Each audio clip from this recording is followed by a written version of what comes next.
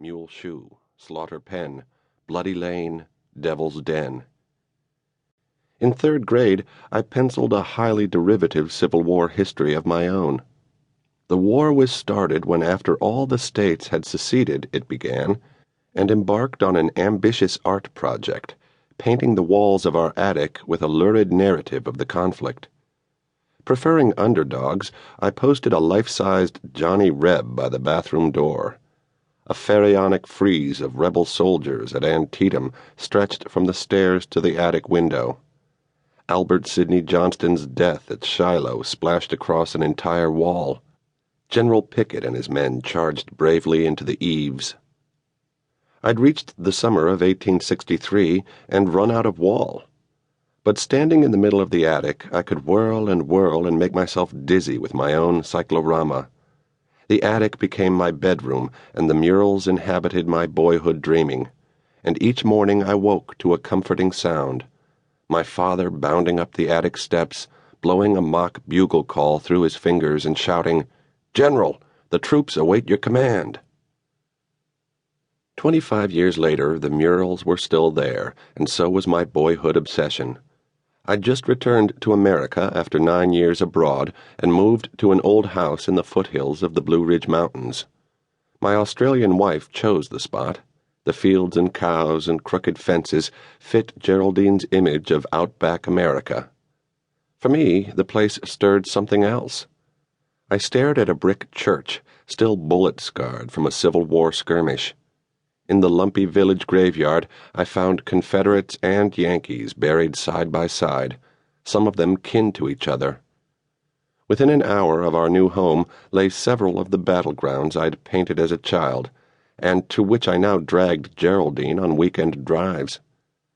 At a picnic soon after our arrival, I overheard a neighbor ask Geraldine how she liked Virginia. "Fine," she sighed, "except that my husband's become a Civil War bore." I'd always been one, of course, but my obsession had lain dormant for several decades.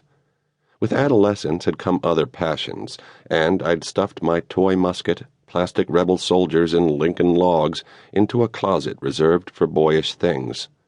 A Dayglow poster of Jimi Hendrix supplanted Johnny Reb.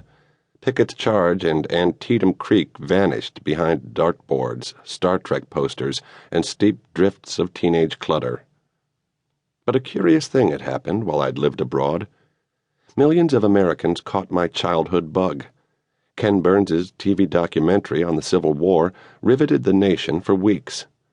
Glory and Gettysburg played to packed movie houses. The number of books on the Civil War passed 60,000. A bibliography of works on Gettysburg alone ran to 277 pages. On the face of it, this fad seemed out of character for America. Like most returning expatriates, I found my native country new and strange, and few things felt stranger than America's amnesia about its past. During the previous decade, I'd worked as a foreign correspondent in lands where memories were elephantine: Bosnia, Iraq, Northern Ireland, Aboriginal Australia. Serbs spoke bitterly of their defeat by Muslim armies at Kosovo as though the battle had occurred yesterday, not in 1389. Protestants in Belfast referred fondly to King Billy, as if he were a family friend rather than the English monarch who led Orangemen to victory in 1690. Returning to America, I found the background I lacked wasn't historical, it was pop-cultural. People kept referring to TV shows I'd missed while abroad, or to athletes and music stars I'd never seen perform. In the newspaper, I read a government survey showing that 93% of American students couldn't identify an important event in Philadelphia in 1776. Most parents also flunked. 73% of adults didn't know what event D-Day referred to. Yet Americans remained obsessed with the Civil War. Nor was this passion confined to books and movies.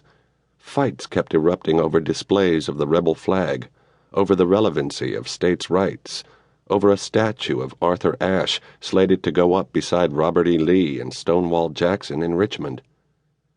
Soon after my return, the Walt Disney Company unveiled plans for a Civil War theme park.